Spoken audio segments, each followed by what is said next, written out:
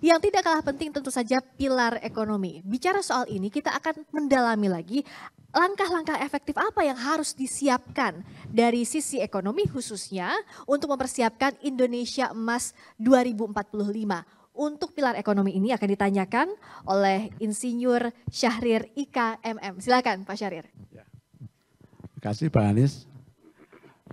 Saya langsung tadi data tadi menarik Pak Anies ya. Jadi baik competitiveness di bidang innovation, tapi juga yang saya mau nyoroti adalah budget dan kemudian persoalan mendasar di ekonomi kita. Kalau saya mengamati selama saya lama bekerja di Kementerian Keuangan, masalah yang paling serius dan paling fundamental yang belum kita tuntaskan dengan baik adalah persoalan reformasi struktur ekonomi.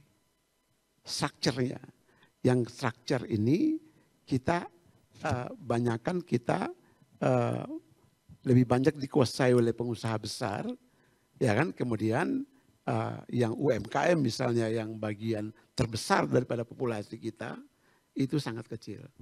Dan kemudian saya menduga bahwa Gini ratio kita yang lebar yang menggambarkan ketimpangan besar, kalau nggak salah gini rasio itu Pak Anies sekarang udah 0,4 ya, bahkan 0,4 lewat ya lebih.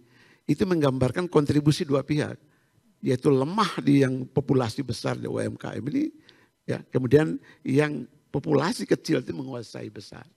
Nah oleh karena itu mungkin strategi yang akan saya tanyakan ke Pak Anies adalah apabila Pak Anies terpilih menjadi presiden, strategi untuk mereform struktur ekonomi ini seperti apa? Itu satu ya. Nah, saya tambah satu lagi. Yang kedua, kalau kita lihat daya dorong government expenditure di APBN ya, terhadap pertumbuhan ekonomi. Pertumbuhan ekonomi kita sebagaimana Pak Anies tahu, saya memberi istilah 5% trap. Jebakan 5%. Nah, ketika ada pressure, misalnya kesehatan kemarin, langsung dia drop. Itu dia tidak akan bakalan naik, malah drop gitu. Artinya kita nggak bisa nembus ke situ. Nah ini tantangan Pak Anies nanti adalah bagaimana menembus itu. Untuk menembus angka 5% growth, ya kan? Itu untuk sampai kepada nanti 2045 target kita kan 7%. Nah di situ persoalannya bukan saja mencapai target itu Pak Anies. Tapi bagaimana membagikan kue ini. Yang tadi istilah Pak Anies tadi belum merata gitu. Jadi problem kita tuh meratanya ini yang belum ada strategi yang menurut saya paling tepat atau ibaratnya cari jamu yang tepat itu ya belum ada gitu. Nah saya berharap kalau Pak Anies terpilih tadi persoalan struktur ekonomi dan kesenjangan itu bisa kita selesaikan. Terima kasih Pak. Baik, terima kasih. Silakan Pak Anies. Makasih Pak Dr. Syahrir, saya hormati. Menarik sekali Pak tentang struktur ekonomi kita yang didominasi oleh yang besar dan bukan yang kecil. Secara skala ekonomi, secara jumlah maka 97% kalau tidak salah itu adalah malah 99 ya, 99 mungkin ya. Itu adalah skala yang kecil mikro. Nah ini kan evidence-nya begitu, kok policy-nya nggak nyambung dengan evidence. Kalau evidence-nya bilang jumlah pelakunya yang kecil dan mikro itu banyak, harusnya policy-nya nyambung dong sama yang itu. Ini terlalu deduktif Pak, kurang induktif ini. Nggak baca ini situasi lapangannya. Apa? Gini Pak, kalau menurut saya nomor satu, rumuskan statement sederhana yang mudah dipahami oleh semua pelaku. Baik pelaku pasar, penyusun kebijakan, peneliti. Itu istilahnya mantra. Itu yang tadi kenapa saya ilmu pengetahuan itu membantu mengkomunikasikan yang rumit itu menjadi rumah. Saya beri contoh Pak di Orde Baru. Di Orde Baru itu kebijakan GBHN-nya segini Pak. Enggak ada yang baca buku itu Pak. Tapi semua bilang kita punya arah. Kenapa? Ada GBHN. Lah padahal enggak baca juga. Tapi kalau ditanya, oh ya ada baca segini. Tapi dirumuskan dalam mantra. Apa mantranya? Pertumbuhan, pemerataan, stabilitas. That's it. Semua orang paham. 5 tahun ini sedang pemerataan. 5 tahun ini sedang, itu namanya mantra yang membuat semua berlaku. Nah, saya coba rumuskan mantranya Pak. Kebijakannya, arahnya, membesarkan yang kecil tanpa mengecilkan yang besar. Rumuskan di semua sektor.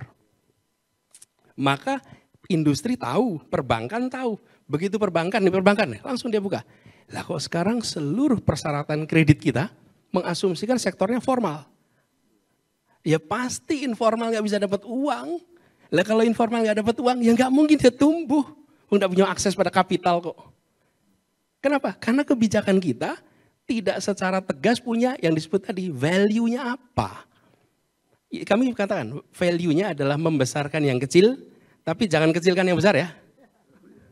Yang besar biar tumbuh besar. Ya.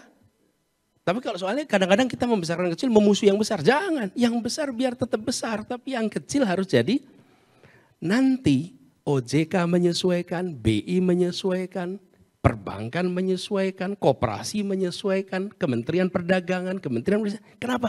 Karena ada policy guidance nih yang disusun. Lalu disitulah dirumuskan. Nah, ilmu pengetahuan nanti membantu tuh membuat opsi-opsi. Jadi saya melihat selama yang kecil itu dikunci, sulit. Lalu ilmu pengetahuan juga nih, pakai data. Apakah ada faktor non-bisnis yang mempengaruhi pertumbuhan sektor mikro? Ini pertanyaan ini saya ajukan di Jakarta, Pak. Pak, saya kalau rapat dengan tim boleh dicek di jajaran, saya tidak memberikan instruksi, saya memberikan pertanyaan. Oke, silahkan para kepala dinas, kepala badan merumuskan jawabannya. Tapi pertanyaan saya ingin UMKM di Jakarta tumbuh 4 kali lipat, terjemahkan. Apa penghambatnya? Apa? Dan bagian saya bertanya aja. Jadi saya tanya, apa faktor ekonomi, apa non-ekonomi? Non-ekonomi misalnya. Kenapa yang kecil nggak bisa tumbuh? Karena aturan zonasi, Pak. Saya mau usaha kuliner, pesan online. Tapi untuk usaha kuliner, saya bisa daftar online, saya harus punya izin usaha mikro. IUMK.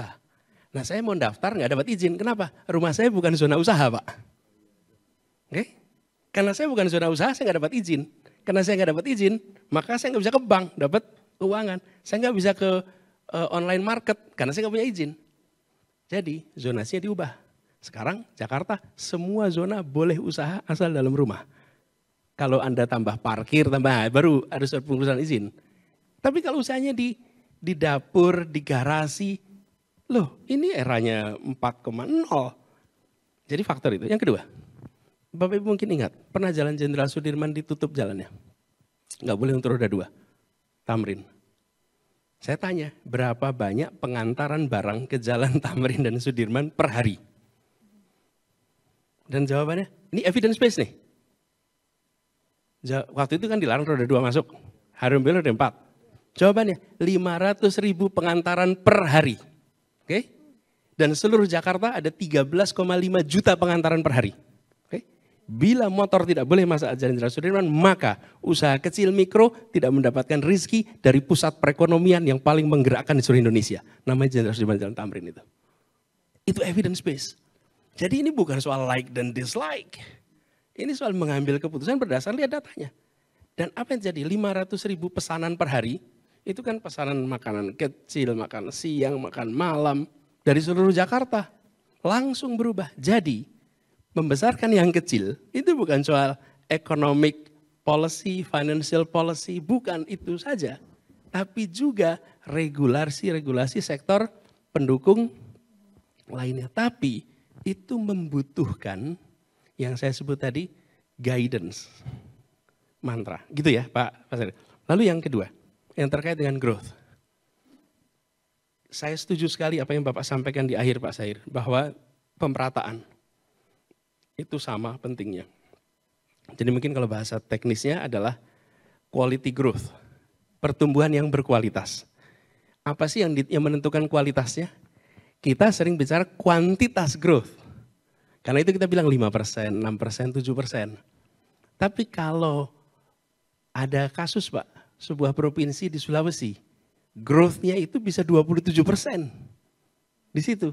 Tapi employment nggak tumbuh. Sektor kecil nggak tumbuh. Kenapa? Karena di situ ada tambang nikel yang luar biasa. Sehingga kontribusi pada perekonomian menjadi tumbuh dahsyat. Tapi rakyat tidak merasakan perubahan. Karena itu menurut kami kita jangan terlewat. Bukan hanya kuantitasnya, tapi kualitas. Nah kualitas di mana? Disitulah kebijakan-kebijakan yang memperluas lapangan pekerjaan. mengurangi soal gini rasio kita sehingga lebih baik, dan ada keberpihakan dari negara untuk pelaku-pelaku ekonomi yang kecil. Dengan begitu nanti pertumbuhan kecil dan di luar pusat-pusat perekonomian yang ada, yang sudah ada.